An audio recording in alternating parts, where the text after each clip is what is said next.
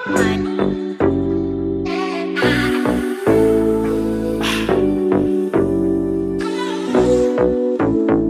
go. Freedom. Freedom.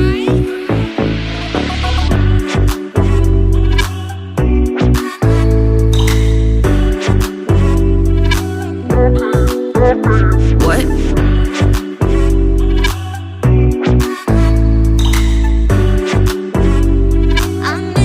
Hello guys, welcome back to my YouTube channel. Jangan lupa di like, comment, and subscribe. Terima kasih. Oke, sebelumnya Assalamualaikum warahmatullahi wabarakatuh. Buat kalian yang mau nonton, jangan lupa sholat lima waktunya ya. Kalau belum sholat, sholat dulu, oke? Karena sholat merupakan kewajiban.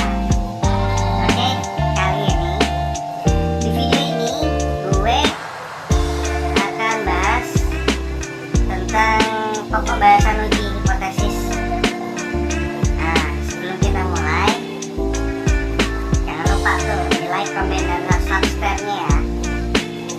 Dan satu hal lagi, video ini bertujuan untuk memenuhi syarat UAS semester 4 pelajaran statistik. Terima kasih. Sebelum kita mulai, mari kita ucapkan Bismillahirrohmanirrohim.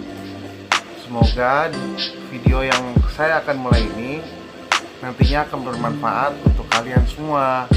Nah, sebelum kita lanjut, saya pribadi ingin mengucapkan mohon maaf bila nantinya ada video saya yang kurang berkenan atau kurang enak didengar. Maklum, YouTuber pemula. Oke, sekarang pengujian hipotesis statistik.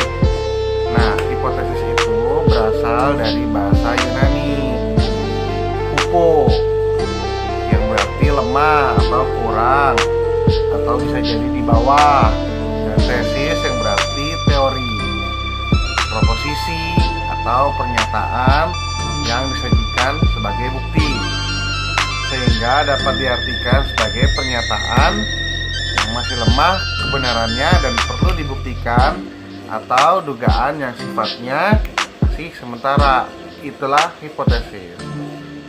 Nah, kalau hipotesis statistik adalah pernyataan atau dugaan mengenai satu atau lebih populasi dalam pengujian hipotesis. Dalam pengujian hipotesis berhubungan dengan penerimaan atau penolakan suatu hipotesis. Kebenaran atau benar ya, atau salahnya suatu hipotesis tidak akan pernah diketahui dengan pasti kecuali kita menguji atau memeriksa keseluruhan populasi. Nah, di sini karena kan tidak mungkin memeriksa keseluruhan populasi, maka dapat dilakukan dengan menggunakan informasi atau bukti dari sampel atau contoh. Itu contoh sampel itu untuk menerima atau menolak suatu hipotesis, yaitu dengan cara mengambil contoh acak dan menggunakan informasi atau bukti dari contoh itu untuk menerima atau menolak suatu hipotesis. Biasanya penerimaan suatu hipotesis terjadi karena tidak cukup bukti untuk menolak hipotesis tersebut, dan bukan karena hipotesis itu benar.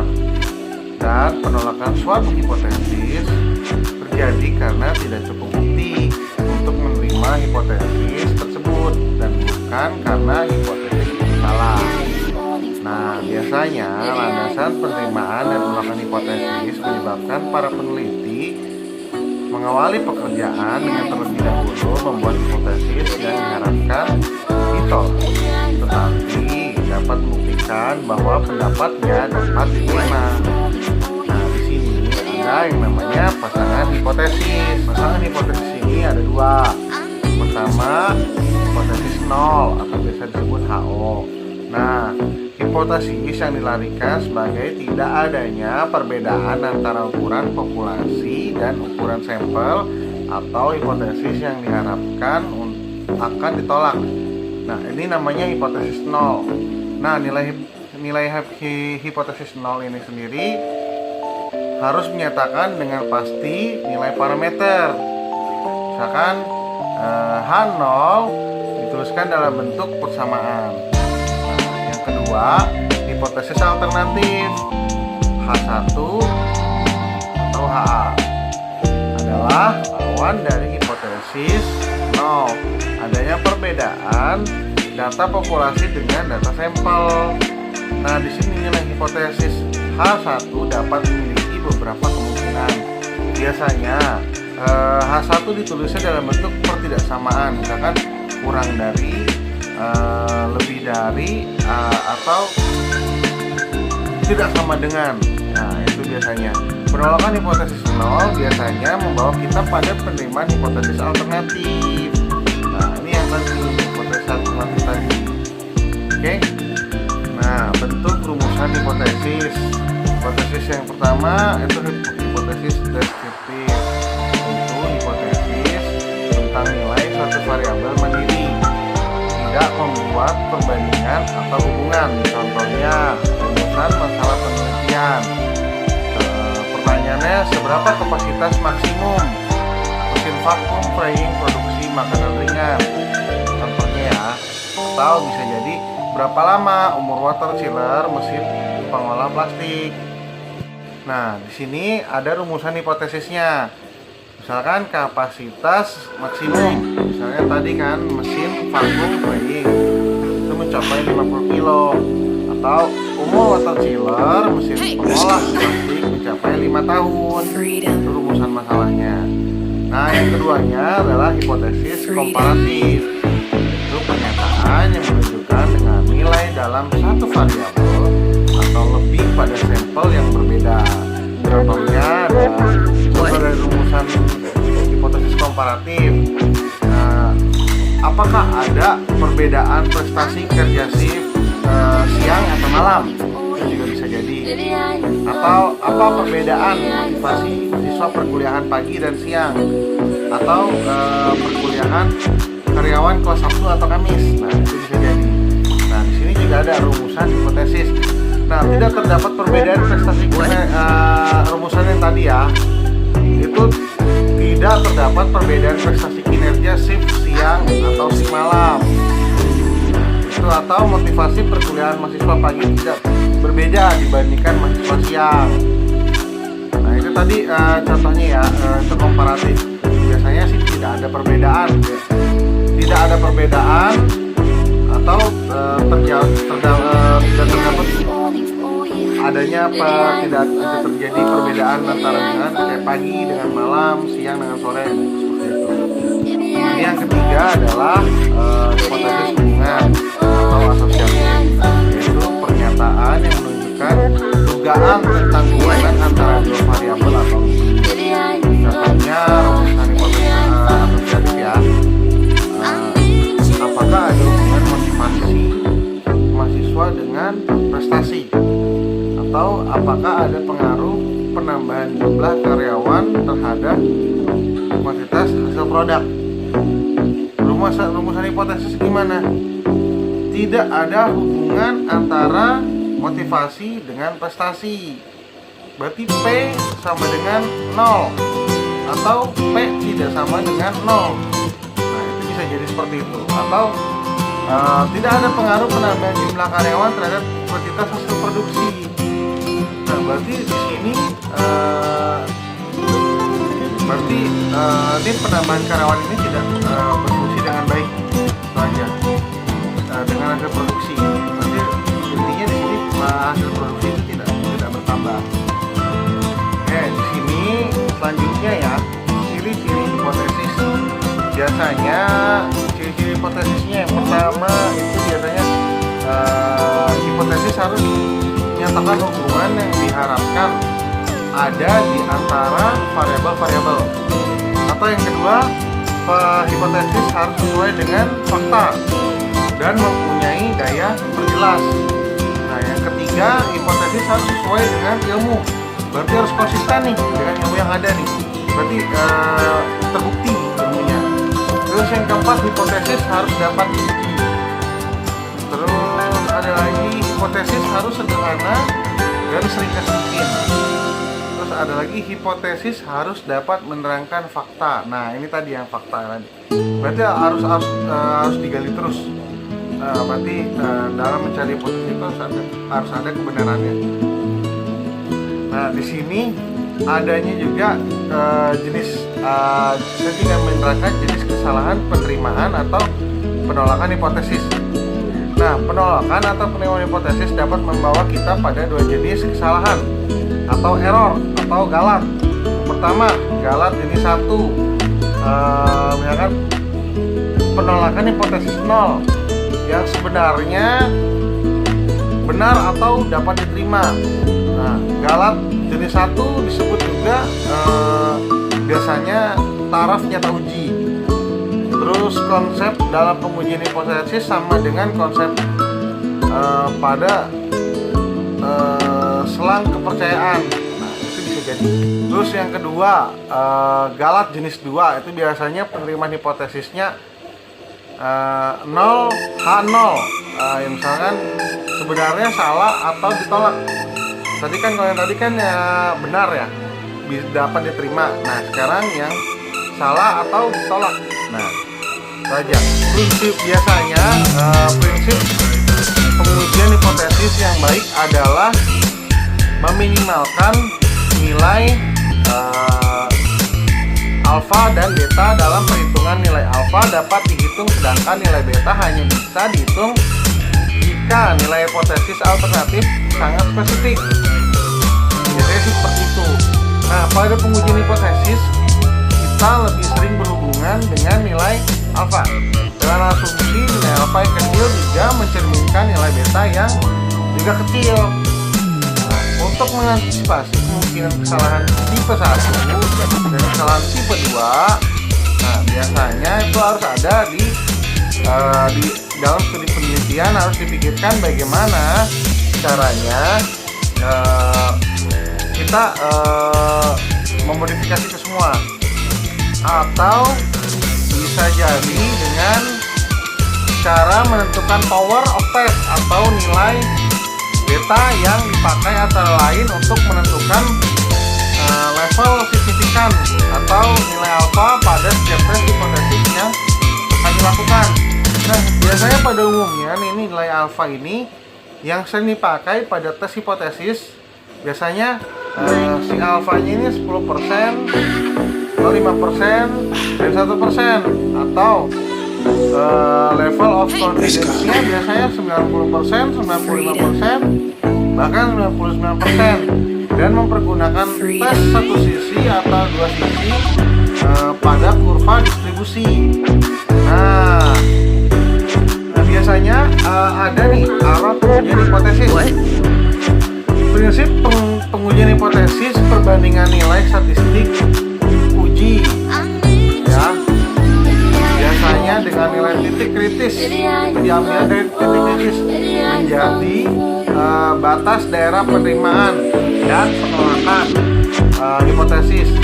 Biasanya nilai alfa pada Z atau T tergantung dari arah pengujian yang dilakukan. Nah, ini bisa jadi misalkan gini ya, uji satu arah nih, one side ya, one side test ya. Pengujian H0 dan H1 dalam uji satu arah adalah sebagai berikut. Misalkan H0 ya dituliskan dalam bentuk persamaan, berarti menggunakan tanda sama dengan kurus, sama dengan ya. H1 nya biasanya dituliskan dalam bentuk lebih besar atau lebih kecil. Itu biasanya kalau yang satu arah, pengujian satu arah. Nah, ini penggunaan uji statistiknya nih yang satu arah nih, statistik Z atau statistik T, tergantung ukuran sampel. Misalkan contoh besar menggunakan uji statistik minus Z, sedangkan yang contoh kecilnya menggunakan uji statistik T. Bisa. Nah, yang kedua ini ada uji dua arah ya, two side test. Biasanya pengajuan H0 sama H1 nya dalam uji dua arah itu biasanya sama, hampir sama sih, teruskan dalam bentuknya sama dengan, tapi bedanya di H1-nya biasanya tidak sama dengan biasanya seperti itu. Oke, di sini saya juga akan menjelaskan prosedur pengujian hipotesis. Nah, di sini yang pertama nih, cara menentukan formulasi hipotesis. Hipotesis nol atau HO biasanya dirumuskan sebagai pernyataan yang akan diuji. Nah, rumusan pengujian hipotesis hendaknya si H0 ini dibuat pernyataan untuk ditolak, harus ditolak ya. Si H0 nya harus ditolak. Atau cara keduanya biasanya hipotesis alternatif ya, atau yang tandingan ya.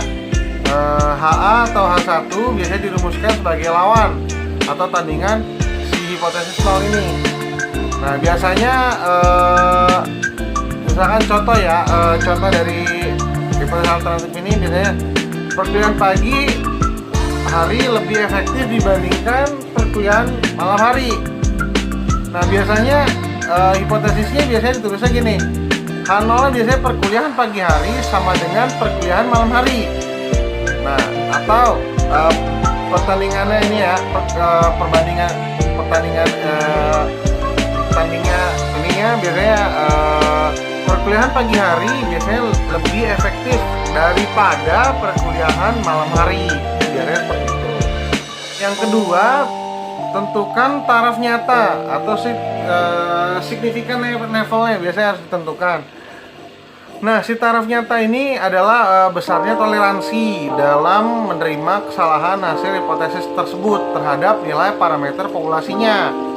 Nah, taraf nyata dalam bentuk persen umumnya sebesar 1%, atau 5% atau 10%.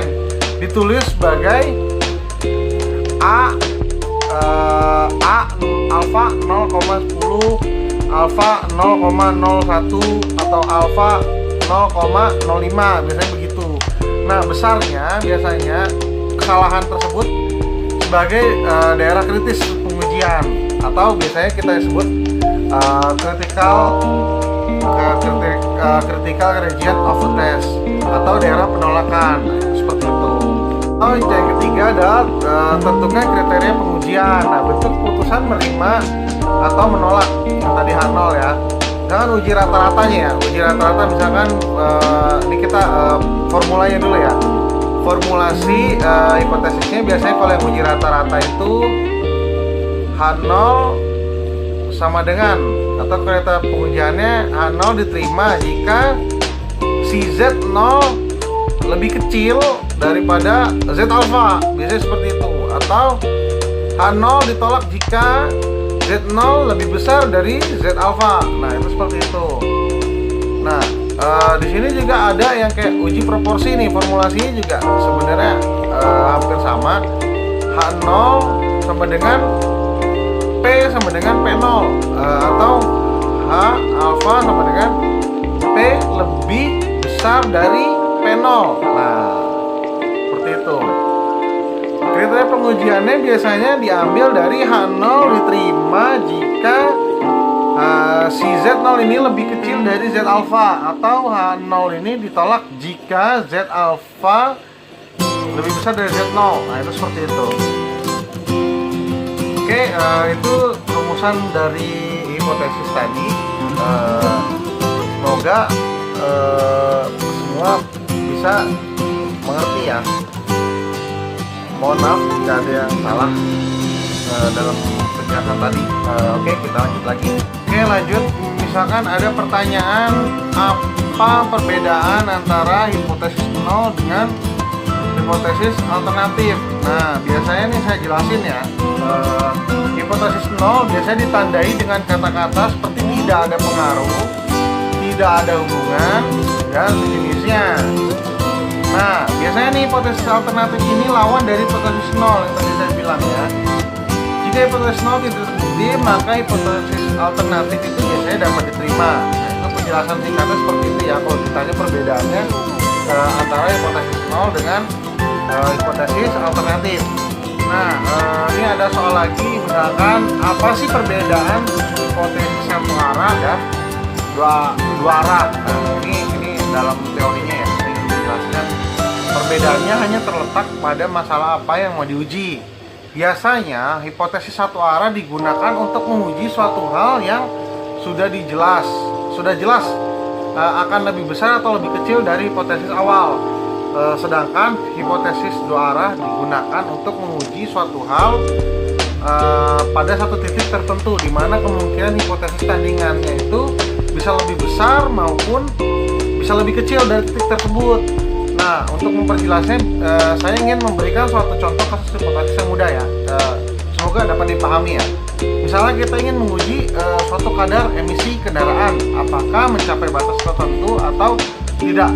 Maka yang menjadi perhatian kita adalah melebihi batas emisi ataukah tidak.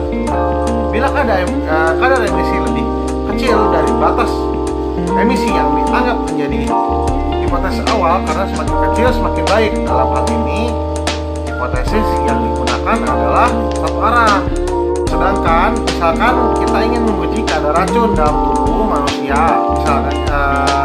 misalnya kreatin dan ureum ya, maka kita konsen pada dua arah. Apabila kadar si kreatinnya ini dan ureum melebihi batas normal sangat berbahaya, sedangkan apabila lebih kecil dari batas normal juga berbahaya. Yang bagus adalah kadarnya pas dengan batas normal, berarti tidak boleh lebih besar atau lebih kecil. Ini dari dua tadi ya, kreatin dan ureum. Nah, biasanya nih hipotesis ini menggunakan hipotesis dua arah saja. Halo teman-teman, kembali lagi dengan saya. Oke, di video sebelumnya kita lanjut lagi ya. Nah, kali ini saya akan membahas statistik non-parametrik. Nah, sebelum saya bahas statistik non-parametrik, nah buat kalian yang belum subscribe, yuk subscribe dulu. Jangan lupa di like dan di komen. Nah, komennya yang positif ya. Yang saya harapkan di sini, komentar Anda semua dapat membangun saya agar kedepannya jauh lebih baik lagi dalam menjelaskan. Nah, biasanya penggunaan metode statistik non-parametrik. Nah, statistik non-parametrik ini kesimpulannya dapat ditarik tanpa memperhatikan bentuk distribusi populasi. Hal ini berarti dalam statistik non-parametrik bebas dari syarat seperti data harus berskala, interval, atau rasio. Data juga harus berdistribusi normal, memiliki homogenitas dan lain-lain. Biasanya metode ini digunakan untuk beberapa situasi ya. Nah, situasi yang pertama misalkan apabila ukuran sampel sedemikian kecil sehingga distribusi statistik pengambilan sampel tidak mendekati normal, atau apabila tidak ada asumsi yang dapat dibuat tentang bentuk distribusi populasi yang menjadi sumber sampel tersebut.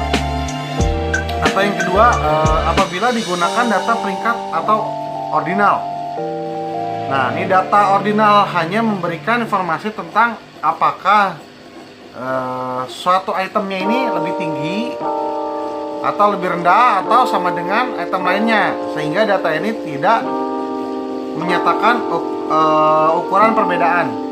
Atau yang ketiga, kita bisa ambil juga apabila data nominalnya digunakan. Nah, data nominal ini data yang jika diberikan pada item maka tidak akan menyebabkan implikasi apapun pada item tersebut, bahwa item yang satu biasanya lebih tinggi atau lebih rendah daripada item lainnya. Contohnya misalkan data nominal, misalkan jenis kelamin, atau bisa juga warna rambut. Oke. Nah, biasanya beberapa uji statistik non-parametrik yang digunakan secara luas diantaranya adalah uji tanda, uji peringkat bertanda Wilcoxon, atau uji Mann-Whitney, atau bisa juga rantes untuk melihat keacakan dan koefisien korelasi peringkat Spearman. Oke. Nah, di sini saya akan membahas tentang uji tanda nih. Misalkan apabila kamu telah menetapkan pasangan ukuran ordinal yang diambil dari subjek yang sama atau subjek yang dicocokkan, atau apabila kamu nih hanya tertarik pada adanya perbedaan nyata atau tidak tanpa memperhatikan perbedaan tersebut, maka prosedur uji tanda harus digunakan. Prosedur uji tanda didasarkan pada tanda negatif atau positif dari perbedaan antara pasangan data ordinal. Biasanya hakikatnya sih pengujian ini hanya memperhatikan hal perbedaan dan bukannya besar perbedaan dari sampel tersebut. Nah, di sini misalkan ya, yang pertama nih, prosedur uji tanda dengan sampel kecil nih. Misalkan KFC telah mengembangkan sebuah resep baru untuk adonan tepung ayam, dan departemen pemasaran hanya ingin melihat apakah si resep baru tersebut ini lebih enak daripada resep sebelumnya. Nah, pada tahap pengembangan produk baru ini, nah, departemen tersebut tidak tertarik pada tingkat rasa atau kenikmatan. Nah, sampai sini ngerti ya? Untuk itu dipilihlah 10 orang dengan konsumen nih ya, si A, B, C, dan D. Itu biasanya secara acak ya. Itu diminta untuk menguji rasa produk tersebut. Nah, biasanya setiap konsumen mencicipi dulu nih potong daging ayam yang disajikan dengan resep lama dan memberikan nilai rasa mulai dari 1 sampai 10. Nah, di mana 1 berarti sangat tidak enak, atau kalau misalkan dia nilai 10 berarti sangat enak. Nah, kemudian konsumen mencicipi sepotong daging ayam yang digoreng nih menggunakan resep baru nih, dan memberikan nilai juga 1 sampai 10. Nah, gitu. Nah, dari informasi ini kita memperoleh data dari penelitian pasar ya. Jika benar-benar tidak ada perbedaan rasa, biasanya survei yang besar kita dapat memperkirakan bahwa jumlah konsumen yang menilai rasa resep baru lebih enak daripada resep lama, kan sama dengan jumlah konsumen yang menganggap bahwa resep baru tersebut kurang enak daripada resep yang lama.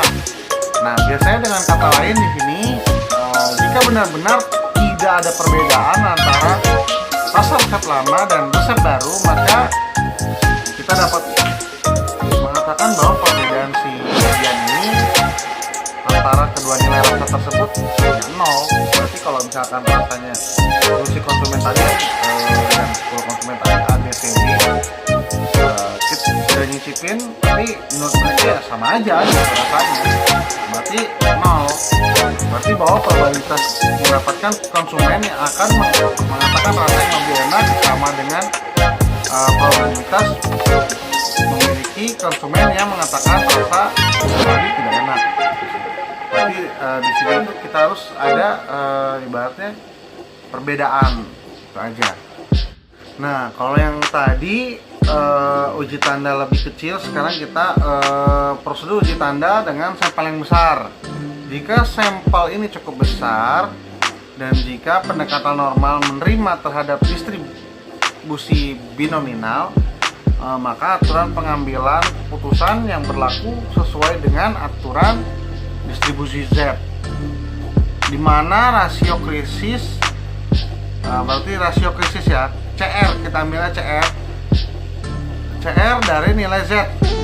Misalkan, rumusnya berarti CR sama dengan 2R dikurang N dibagi akar N. Nah, keterangannya di sini adalah R-nya itu jumlah tanda positif, M-nya jumlah pasangan observasi yang relevan. Misalkan sebagai contohnya, anggap ya bahwa dalam soal tentang si KFC tadi terdapat 33 konsumen di dalam sampel. Berarti asumsikannya berarti berbeda tanda ya. Misalkan si yang positifnya 18, yang negatifnya punya respon negatifnya misalkan 12, misalkan yang tadi yang bilang sama aja rasanya misalnya ada 3. Nah, maka total konsumennya itu 18 tambah 12 tambah 3, berarti sama dengan 33. Misalkan jika pengujiannya satu arah ke kanan akan dibuat, maka kedua hipotesis ini tidak akan berubah. Dan jika tarafnya sebesar 0,05 digunakan, aturan pengambilan keputusan dapat dinyatakan dengan format yang serupa. Misalkan ya, H0 diterima jika si kritisnya ini kurang dari 1,64. Nah, sedangkan H0 ini ditolak jika si kritis ini lebih besar dari 1,64. Nah, rasio kritis ini berarti dihitungnya CR sama dengan 2R kurang M dibagi akar M. Nah, berarti CR ini 2, tadi kan ininya ada 2, si R-nya tadi 18 dikurang 30 dibagi akar dari si 30. Nah, berarti ini si CR-nya ini 2 kali 18 berapa tadi? 36. Nah, dikurang 30. Nah, akar dari 30 sama dengan 5,447. Berarti si CR ini adalah 36 kurang 30 itu berapa? 6. Berarti 6 dibagi 5,447. Berarti si CR ini sama dengan 1,95. Nah, karena nilai ini si CR ini 1,95 lebih kecil nih, berarti lebih kecil kan dari 1,64. Maka H0 ini diterima, dan dalam hal ini dapat disimpulkan bahwa tidak terdapat perbedaan nyata antara nilai rasa resep yang baru dengan resep yang lama. Berarti tidak terdapat perbedaan nyata ya. Oke, dilanjut lagi. Kalau tadi uji tanda, berarti kita sekarang uji peringkat bertanda Wilcoxon. Nah, jika prosedur uji tanda hanya berfokus pada arah perbedaan di dalam pasangan data, maka prosedur uji peringkat bertanda Wilcoxon ya ini dapat digunakan jika besaran maupun arah perbedaan relevan untuk menentukan apakah terdapat perbedaan yang sesungguhnya antara si pasangan data yang diambil dari satu sampel atau dua sampel yang saling berkaitan.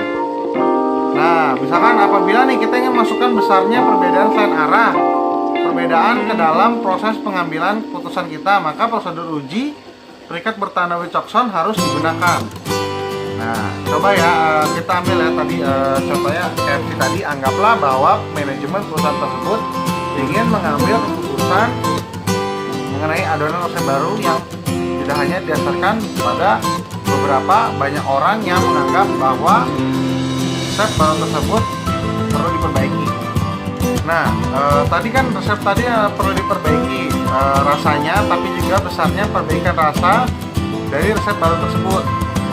Nah, biasanya uji Wilcoxon ini harus dilakukan, dan data analisis dapat kita ambil ya dari sampel tadi. Nah, sebelum kita mulai nih, ini beberapa langkahnya. Itu yang pertama nih, harus menyatakan hipotesis dan alfa.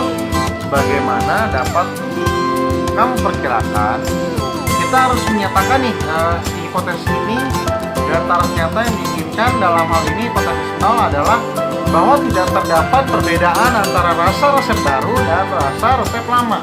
Oleh sebab itu, berarti dalam sampel besar jumlah tanda positif harus sama dengan jumlah tanda negatif. Karena ini merupakan pengujian satu arah ke kanan, maka hipotesis alternatif menyatakan bahwa rasa resep baru jauh lebih baik dibanding rasa resep lama. Dengan demikian, misalkan si hipotesis tersebut akan ditulis dengan rumusnya, misalkan si H0 berarti dijelaskan kedua resep tersebut sama lezatnya atau tidak lezat. Nah, si H1-nya ini berarti adonan resepnya. Adonan resep baru jauh lebih lezat daripada resep lama. Dan itu untuk contoh ini kita akan menolak si hipotesisnya 0 dulu pada taraf nyata sebesar 1% atau 0,01. Oke, seperti itu. Nah, yang kedua kita menentukan besar dan tanda perbedaan antara pasangan data. Biasanya nih setelah menyatakan tadi kan hipotesis dan menentukan taraf nyata nih, langkah berikutnya menyiapkan data mentah untuk pengujian. Besar dan tanda perbedaan antara pasangan data dihitung. Ya, biasanya seperti itu. Ketiga, kita bisa ngambil menyusun peringkat perbedaan tanpa memperhatikan tanda.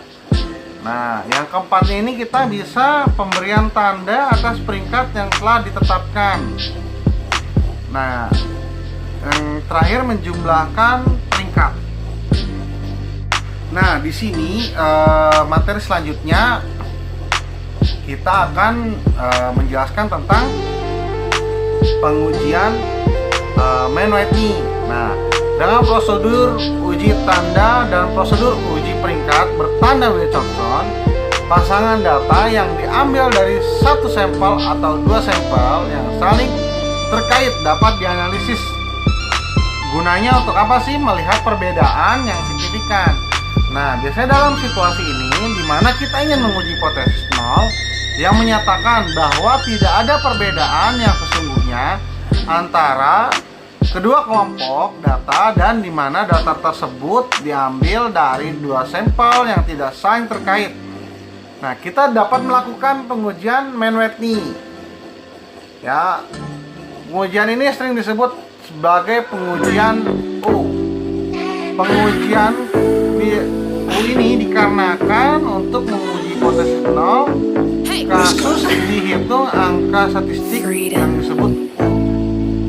Nah, asumsinya bahwa misalkan ya, asumsinya nih, contoh nih, bahwa kepala biro alumni suatu nih, misalnya MBA School, misalkan sedang menghimpun data biografis mengenai alumni yang tamat 10 tahun lalu. Nah, itu bisa juga sih. Nah, langkah-langkah yang akan kita lakukan dalam pengujian Mann-Whitney ini adalah menyatakan hipotesis dan finding juga sama.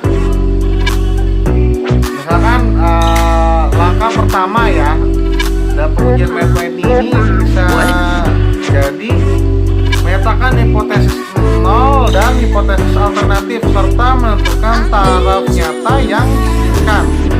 Nah, berarti ini di sini hipotesis 0-nya adalah bahwa 10 tahun, misalnya 10 tahun si orang tadi kerja nih, tidak ada perbedaan antara gaji alumni yang berkonsentrasi di bidang pemasaran atau misalkan gaji alumni yang berkonsentrasi di bidang keuangan.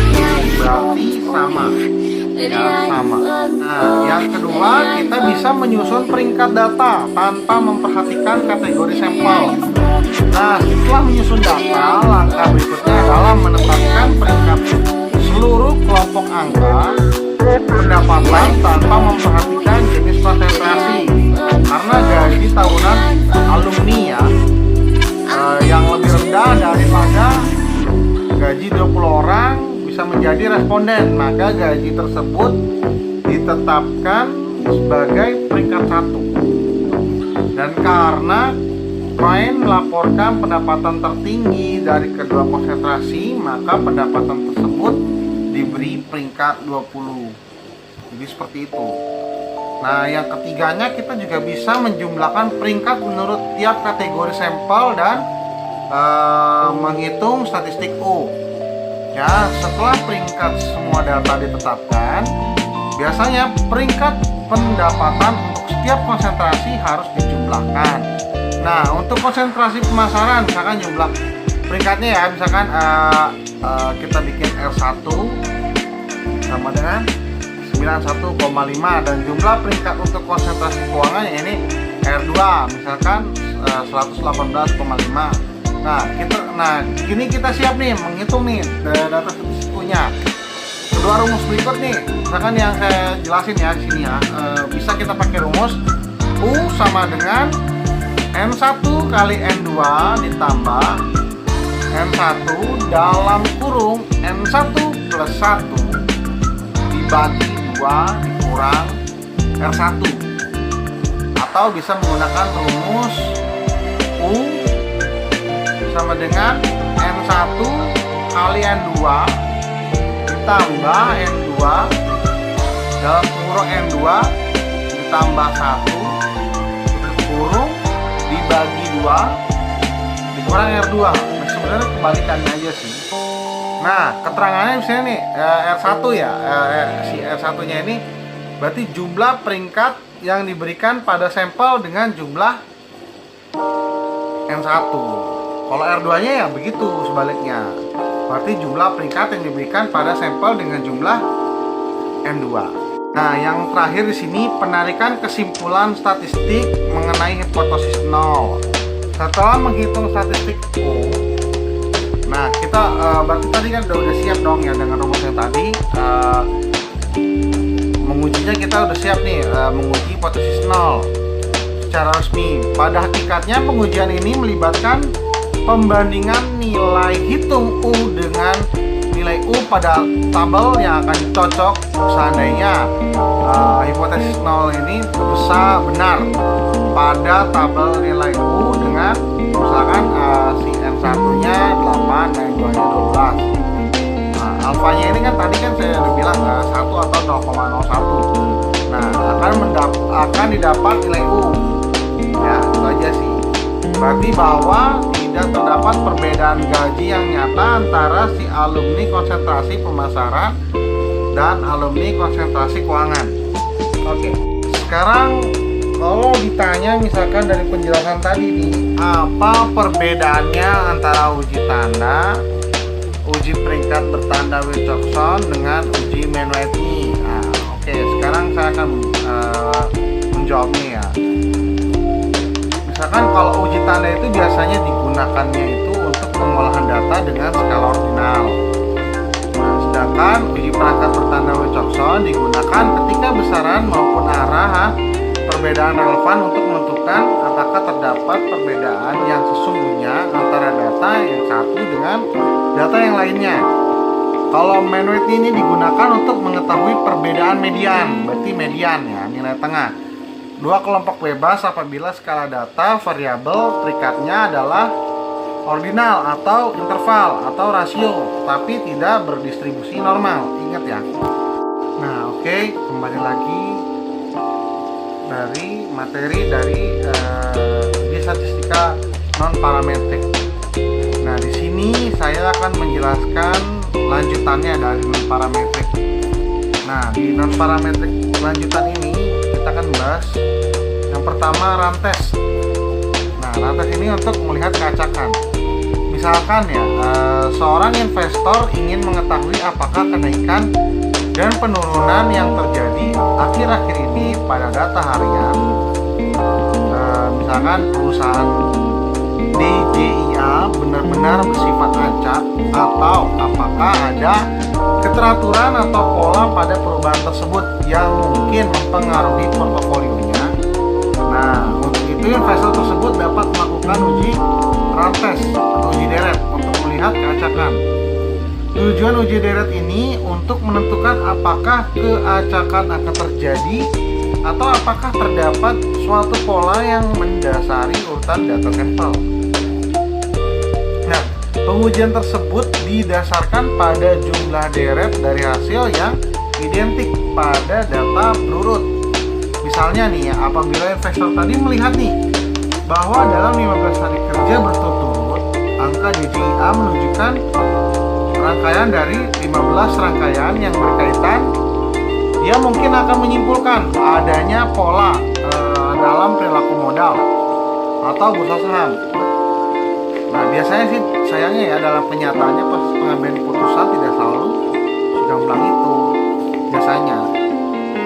Nah, biasanya nih rantes merupakan prosedur pengujian hipotesis lain yang dirancang untuk membantu para pengambil keputusan atau investor.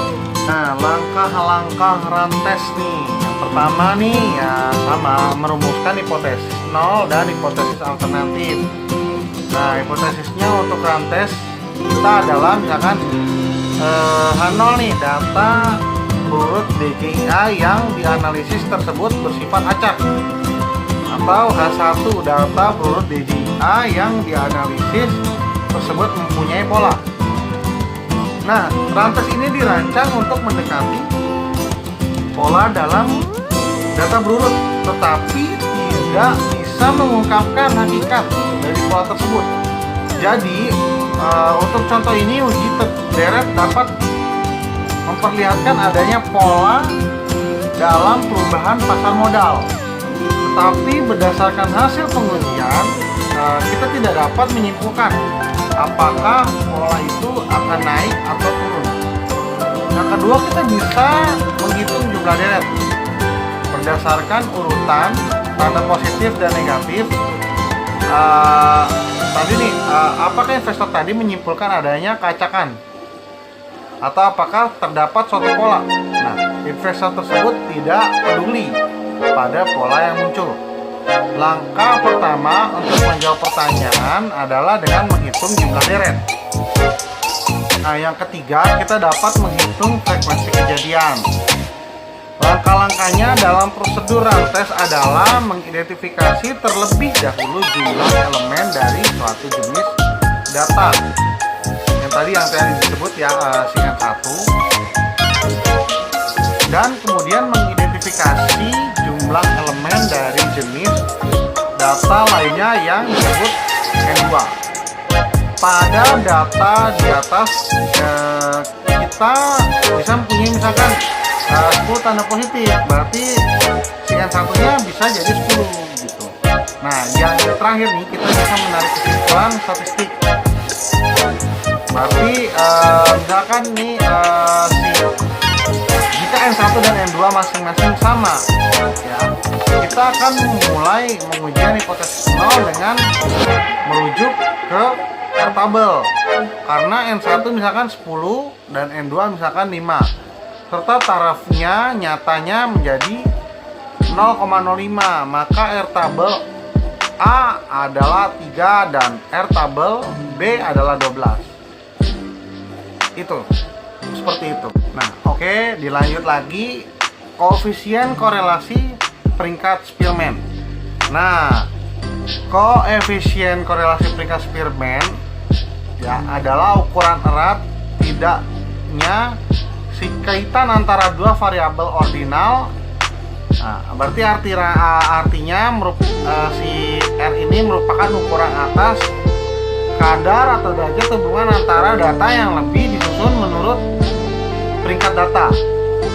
Berarti koefisien R dihitung dengan menggunakan nilai akurat dari si X dan Y. Sedangkan koefisien korelasi Spearman yang akan kita bicarakan saat ini ya, itu menggunakan nilai untuk si X dari Y dan bukan nilai aktual. Nah, oke. Nah, langkah-langkahnya untuk menghitung Spearman tadi, yang pertama itu kita dapat menyusun peringkat data.